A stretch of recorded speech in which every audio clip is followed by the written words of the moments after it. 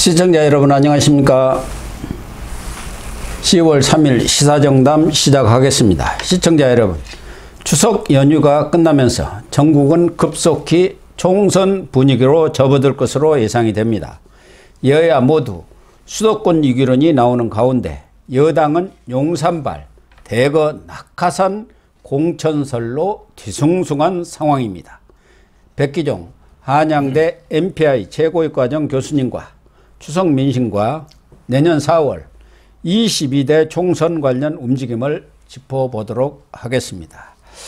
백 교수님, 네. 백 교수님은 뭐 워낙 교류하는 분들이 많으니까 조금 추석 민심 아직은 이 언론사에서 조사하는 공식적인 여론조사는 지금 나온 것은 없습니다만은 체감으로 느낀 추석 민심 어떻습니까?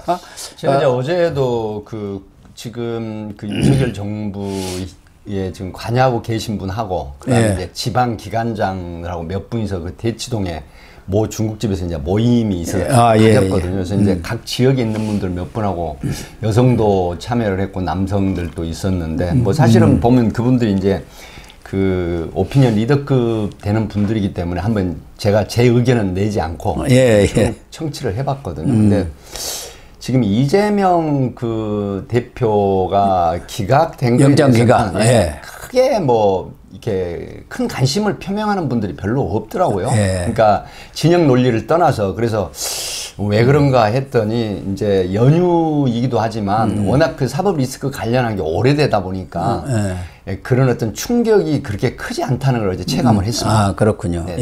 예상보다는 훨씬 국민들이 그렇습니다. 느끼는 체감은 낮더라. 그렇게 뭐 큰 어떤 동요라든가 충격이라든가 이런 것도 없고 그 사법 리스크를 받았던 사람의 일 정도로 이렇게 생각하는 사람들이 꽤 많더라는 걸 느꼈어요. 그래서 추석 연휴가 끝나고 이제 각 언론과 여론조사 기관에서 그 결과가 나오면은 어떻게 될 것인가. 정치권이 뭐 촉각을 곤두세우고 있는데 여론조사 그 내용들을 보면은 그러니까 지금까지 나온 것은 바로 추석 연휴 전입니다. 그렇죠. 그걸 보면은 갤럽 같은 데는 33대 3으로 국민의힘과 민주당이 아주 동률로 나왔고 NBS라고 국가 지표조사인데 여기는 4개 여론조사 기관이 조사하는 데서 합동으로 한 거죠. 33대 27. 그래서 국민의힘이 한 6% 정도 앞선 것으로 나왔고 리얼미터 같은 경우는 또 오히려 민주당이 한 10% 이상 앞선 것으로 나와서 5% 정도. 리얼미터라든가 이런 것처럼 ARS에서 하는 것은 민주당이 좀 높고 갤럽이나 MBS에서 하는 것처럼 직접 여론조사, 전화 여론조사를 하는 경우는 국민의힘이 약간 높고 이렇게 지금 나오고 있는 것 같습니다.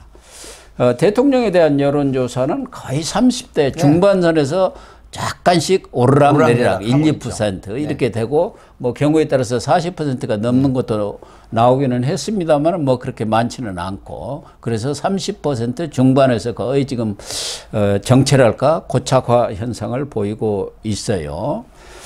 결국 내년 총선의 승부처는 수도권 아니겠습니까? 서울, 경기, 인천.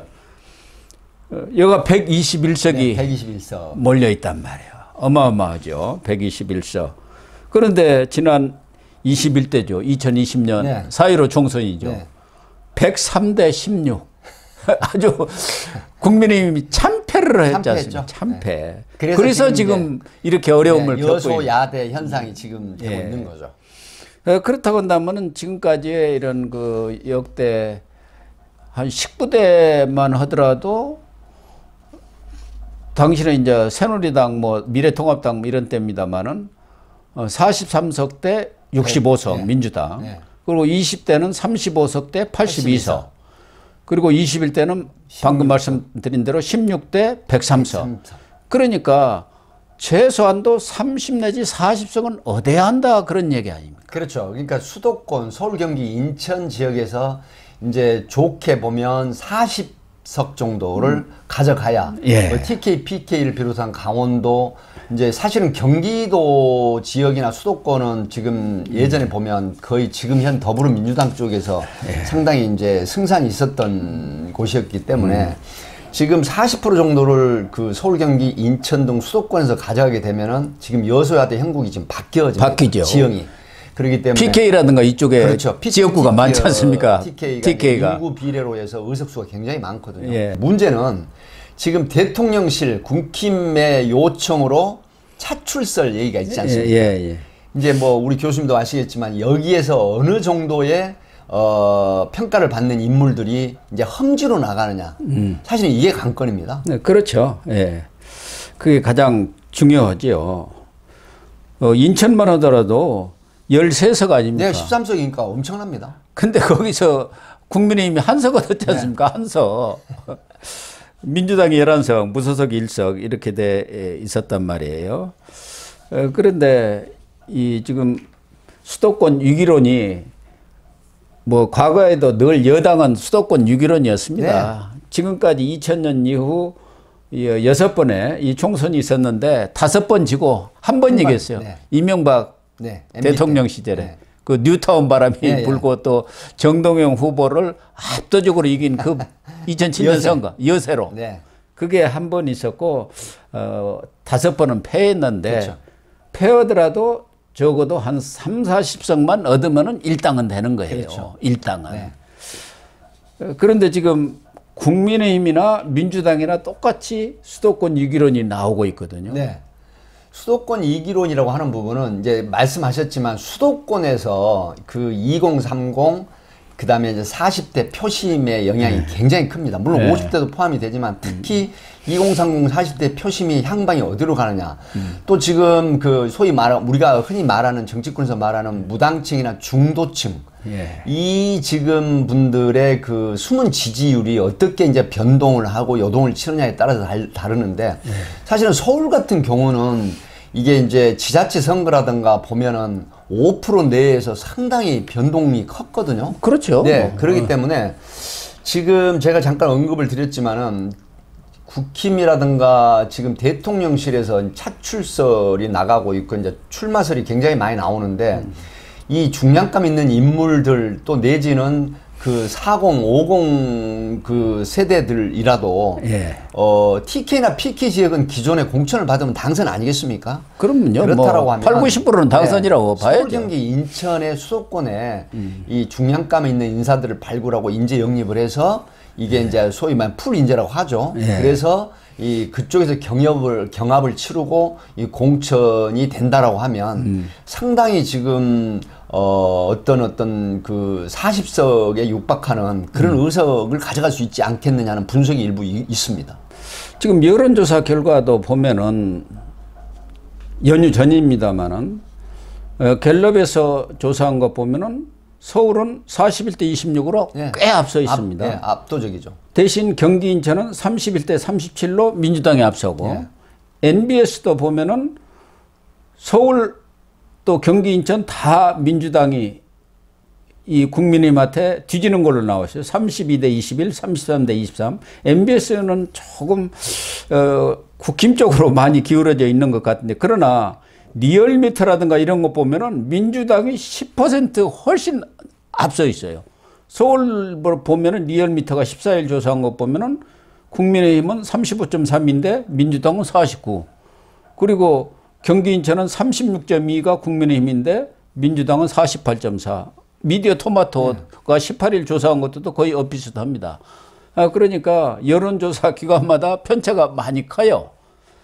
그래서 어느 쪽이 앞섰다 이렇게 볼 수는 뭐 단정적으로 하기는 어렵지만 서울의 경우는 아무래도 국민의힘이 지금 현재로서는 조금 뭐 오차 범위 내에서라도 앞서 있는 것 같고 경기 인천 쪽은 오차 범위를 벗어나서 조금 뒤져 있는 것 아닌가. 그러니까 백 교수님이 말씀하신 대로 특히 경기 인천 쪽에 중요한 인물들, 인재를 영입해 갖고 전략적인 공천을 해야 한다. 그렇습니다. 그러니까 현 정부나 국힘 쪽 입장에서 보면 사실은 이제 지금 대통령실에서 이제 나오는 얘기 또 국힘 요청으로 이런 얘기가 있는데 사실 저는 이제 인물을 좀 거론을 한다라고 하면요. 김은혜 홍보수석 같은 경우 예. 지금 상당히 그 존재감이 있고 지명도가 있지 않습니까? 지명도가 있죠. 네. 분당이 원래 이제 네. 선거구였습니다만 안철수 의원이 지금 지역구를 물려받아서 이제 국회의원 당선이 됐는데 지금 김은혜 수석 같은 경우도 사실은 경기도에 나가게 되면 굉장히 경쟁력이 있습니다. 그래서 수원 같은데 그렇죠. 요충지에다 박아야 해요. 네, 그래가 네. 거기서 바람을 일으켜 갖고 그렇습니다. 퍼져나가게 해야 한다고. 그러니까 이제 중량감 있는 인물이 나가게 되면 바람이 일어나거든요. 예, 예. 그래서 그런 부분이 다른 지역구까지 이제 여파가 있기 때문에 굉장히 중요한 거점이라고 보통 하거든요. 중요 인물을 거점에 배치를 했을 때 그 시너지라고 하는 거는 굉장히 큰 시너지가 그렇죠. 납니다. 네.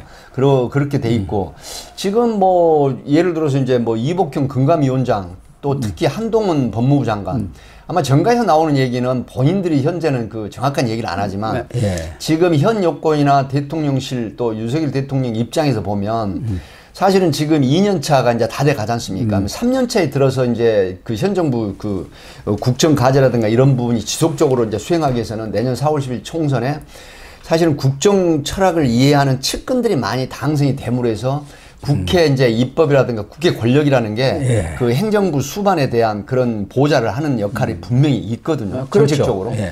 그렇기 때문에 뭐 한동훈, 뭐 이복현 이런 사람들도 결국은 차출이 돼서 아마 그 국회의원 총선에 나갈 거라 이렇게 이제 저는 얘기를 하고 있습니다.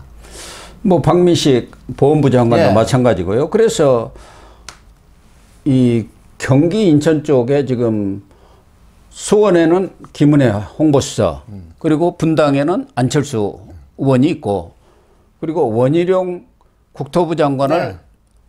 일산 쪽에 거기다 박느냐 아니면 수도 서울에다가 해가지고 한동훈 장관하고 바람을 일으키느냐 그렇죠. 이런 걸 지금 고심하고 있다 그런 얘기도 지금 흘러나오고 있는데 말씀하신 대로 용산발 낙하산 공천 뭐 낙하산 공천이라기보다는 차출설이죠. 그래서 이 추석 연휴가 지나고 나면은 출사표를 던지는 용산 비서들이 줄을 이을 것 같습니다. 그래서 1차적으로는 지금 행정관들이 움직이는 것 같아요. 그렇습니다. 현재 거론되는 인물들이 이제 40여 명으로 지금 돼 있거든요. 예. 그래서 이제 뭐 지금 그 화제거리 또 하나가 김영삼 전 대통령, 그러니까 김현철 씨 아들이죠. 예, 아들이죠. 그 김인규 행정관이 이제 이미 추석 전에 사직을 했습니다. 그런데 예. 이제 그 동안에 이 국힘의 지금 그 부산 서구 동구가 국힘의 안병길 의원 지역구입니다. 아, 그렇군요. 그래서 지금 굉장히 표박거리를 하고 있다는 얘기가 나오고 있는데 아마 결국은 이제 그 컷오프가 누가 되느냐 이제 이게 관건이거든요. 경합을 벌여서 어차피 경선을 할 수밖에 없죠. 경선을 합니다. 그래서 이제 지금 이런 부분들이 결국은 행정관들이 미리서 나가는 이유는 이제 이런 거죠. 뭐 교수님도 짐작을 하시겠지만 사실은 중량감 있는 인물들, 뭐 수석이라든가 장관이나 기존에 국회의원 했던 사람들이 이미 인지도가 높지 않습니까? 그것도 지역 기반도 있겠죠. 그렇습니다. 그런데 행정관들은 사실은 비교적 인지도가 없고 또 중량감 있는 인물이 아니기 때문에 지금 나가서 지역구 활동을 하지 않으면 예, 그렇죠. 사실은 미리 나가야죠. 지역구에서 유권자들의 관심을 못 받거든요. 예, 그렇군요. 설령 경합에서 경선에서 컷오프를 이긴다고 하더라도 통과를 한다고 하더라도 굉장히 불리한 상황이 될 수가 있거든요. 예, 예, 그러네요. 그렇기 때문에 지금은 행정관들이 먼저 이제 줄줄이 지금 사퇴를 하고 이제 그 자기 지역으로 희망하는 지역구로 가겠다고 하는데 대통령실에서 나오는 얘기는 지금 그 여론조사, 그러니까 뭐 인력풀에 대한 여론조사, 그 다음에 지역에서 과연 어느 정도 이 행정관이 나갔을 때 상당히 호응을 받느냐는 그런 부분까지 세세하게 지금 조사를 하고 있다는 그런 내용입니다.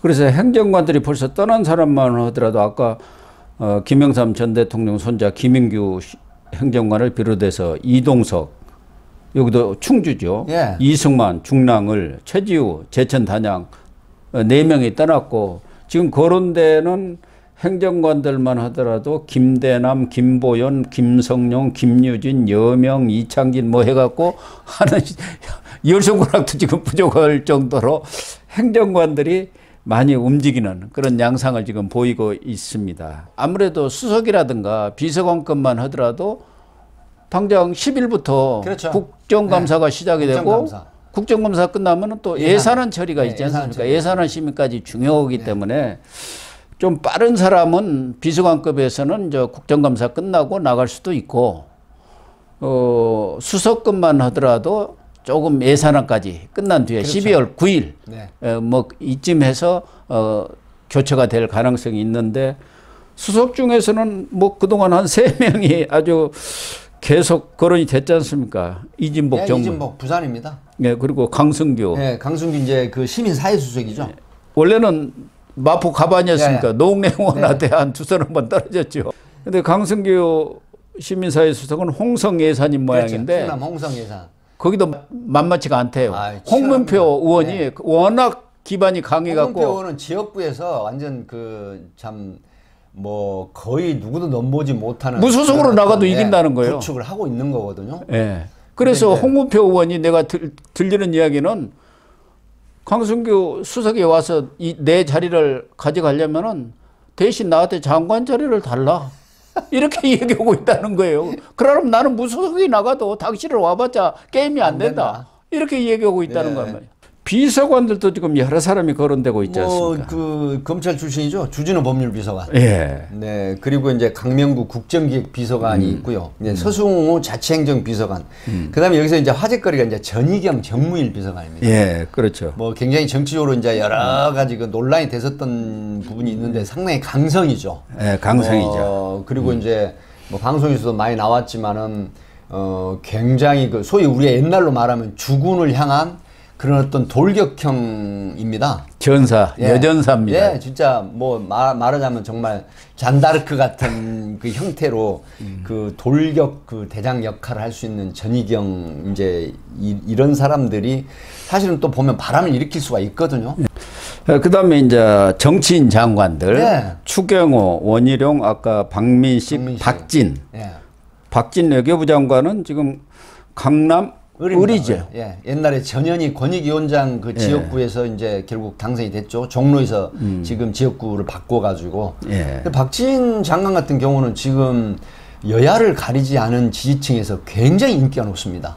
그래서 이런 분들은 험지로 나가야 합니다. 강남은 웬만하면 되는데 그 당시에는 황교안 대표가 이 박진 장관이 닦아놨던 종로를 가면서 또 경기구 후배 아닙니까? 그러니까 당신 강남에 가라. 대신 내가 종로를 가겠다. 그렇게 바타가 된 거예요. 그러니까 이제 험지로 나가야죠. 외교부 장관까지 하고 4선이가 지금 5선 의원 아닙니까? 그렇죠. 그런 사람이 강남에 나가면 되겠습니까? 그러니까 지금 이제 그 방송 시작하기 전에 이제 우리 고 교수님하고 말씀을 나눴지만 지금 국힘 쪽에는 이제 위기설이라고 하는 부분들이 어떤 경우냐면요. 사실은 TK와 PK 현역 물갈이론이 지역 여론이 50%가 넘습니다. 그리고 이제 세대 교체를 좀 해야 되지 않느냐라고 하는데 문제는 이 컷오프 경선할 때 이제 상당히 반발이 예상됩니다. 이제 신인 정치인들이 와가지고 물론 대통령실에서 오면 이제 사실은 그 갈라치기를 할 수도 있거든요. 전략적으로. 그럼에도 불구하고 그렇지 못한 경우는 상당히 어려움이 봉착할 수도 있어요. 그런 그렇습니다. 부분들을 지금 그 대통령실이나 국힘 쪽에서 어떻게 교통정리를 하느냐 이제 이런 것도 상당히 중요한데 말씀하셨듯이 중량감 있는 인물들이 그 당선 안정지역인 PK나 TK로 나가려고 하면 사실은 도움이 전혀 안 됩니다. 별 도움 안 되죠. 왜 그러냐면 기존에 있는 의원들도 공천만 받으면 무조건 거의 당선이거든요.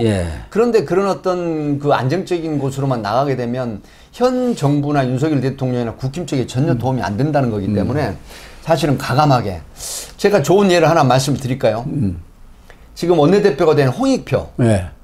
홍익표 의원이 3선을 지금 성동에서 지금 근데 서초 가부인가로 가부로 저 박성중 서초구청장 출신 박성중 의원 지역구인데 그 지역을 제가 이제 일 때문에 많이 다녀보면 굉장히 그 현수 막 프랭카드가 많이 달려 있거든요. 근데 그 사람이 거기에 나가서 당선이 되리라고 생각은 안 할 수도 있어요. 홍익표 원내대표. 당선은 어렵다고 봐야죠. 그런데 일단. 왜 거기에 나가느냐. 지금 나 정도 되면 3선을 했으니까 그 더불어민주당이나 이제 야권을 위해서 내가 조금 헌신해야 되겠다 이런 뜻으로 나갈 가능성이 있거든요. 그렇죠. 그러기 때문에 이런 홍익표 의원 같은 경우를 국힘 쪽에서도 좀 나왔으면 좋겠다는 거예요. 나와야죠, 당연히. 김은혜, 이진복, 그다음에 한동훈이 뭐 원희룡 이런 분들이 정말 험지로 나가서 바람을 일으켜야 합니다. 그러면 시너지가 분명히 납니다. 또 하나는 이재명 민주당 대표가 사법 리스크, 이른바 수사 리스크를 영장 기각으로 벗어났다고 지금 기고만장을 하고 있는데, 실질적으로 지금 영장이 기각이 됐지만 검찰에서도 고심 중인 모양이에요. 이 세 가지를 묶어서 불구속 기소를 할지 아니면 분리해 가지고 쌍방울 대북 송금은 충분히 지금 추가적인 조사가 필요한 부분이 있고, 그렇죠. 분리하는 것 중에 또 하나는 위중교사. 네, 이건 확실하니까. 네. 영장 기각할 때도 이것은 다 입증이 됐다고 했으니까 그것만 먼저 하고 단계적으로 이렇게 기소를 할지, 이런 것들을 지금 아주 고심 중인 모양인데, 그것도 있으려니와 그렇게 되면 계속 수사 리스크가 살아있는 것이고, 그렇죠. 또 하나는 이번 주 6일부터 이제 대장동 재판이고, 네, 대장동 재판 선거법 재판도 다음 주 이제 13일에 2주에 한 번씩 하니까 선거법 재판도 이미 이제 네. 허위사실 공표 문제. 예. 그 부분도 거의 지금 다 끝나가는 과정에 있거든요. 네. 빠르면은 연말이나 내년 초에, 그러니까 총선 전에 1심이 나올 가능성이 높거든요. 그렇죠. 그리고 또 계속 재판에 다녀야지 않습니까? 네. 일주일에 최소 2번씩은 지금 다녀야 2주에 한 번씩 재판에 참석을 해야 되거든요. 아니, 그리고 대장동 위례 이것은 재판부에서는 일주일에 2번 하자 그러는데 그건 도저히 힘들다. 한 번으로 줄이자 하니까 최소한도 일주일에 한두 번, 많으면 3번까지 다녀야 하니까 이것도 여론에 미치는 영향은 크거든요. 저 사람 맨날 재판만 다니고 거기서 또 증언들이 계속 나올 것 아닙니까? 이재명한테 뭐 좋은 증언이 많이 나올 일은 없잖아요. 네. 그러니까 이재명이가 이 수도권 선거도 국힘한테 많이 도움을 줄 가능성이 있고요. 그래서 이제 일부 국힘 쪽에서 이제 분석은 네. 사실은 이재명 대표가 구속이 되는 것보다는 정치 분석입니다. 예, 그러니까 오히려 불구속 기소로 재판을 계속 받는 것이 총선에 유리하다, 이런 분석이 있었거든요. 구속돼 버리면 동정 여론이 일으죠. 분명히 그렇습니다. 그렇기 때문에 말씀하신 것처럼 사법 리스크라고 하는 부분이 이제 보통 이런 겁니다. 내가 소위 말하면 봤을 때 별 문제가 없다고 생각을 하는데, 법원에서 이번에 그 유창훈 부장판사도 소명이 된 부분을 거론했지 않습니까? 예. 기각 사유에.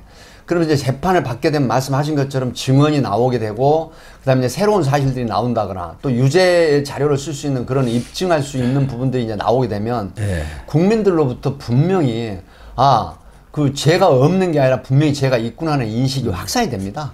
그렇게 되면서 이제 계속 재판하는 모습이라든가 출석하는 모습이 노출이 되면은, 국민들이 그 사법 리스크에 대한 피로도가 분명히 있거든요. 그리고 있죠.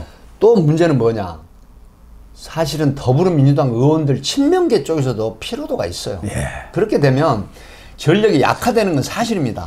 그래서 이런 부분들이 이제 상당히 국힘 쪽 입장에서 봤을 때는 유리하다. 이 사법 리스크라는 영향이나 언론에 노출되는 부분은 계속 지속이 되기 때문에, 그럼요. 아마 일괄 기소를 통해서 그 임팩트 있는 그런 어떤 그 유죄의 그 분석들을 모아가는 이런 부분들이 훨씬 전략적으로 유리하다, 이렇게 보는 경향이 있는 것 같습니다.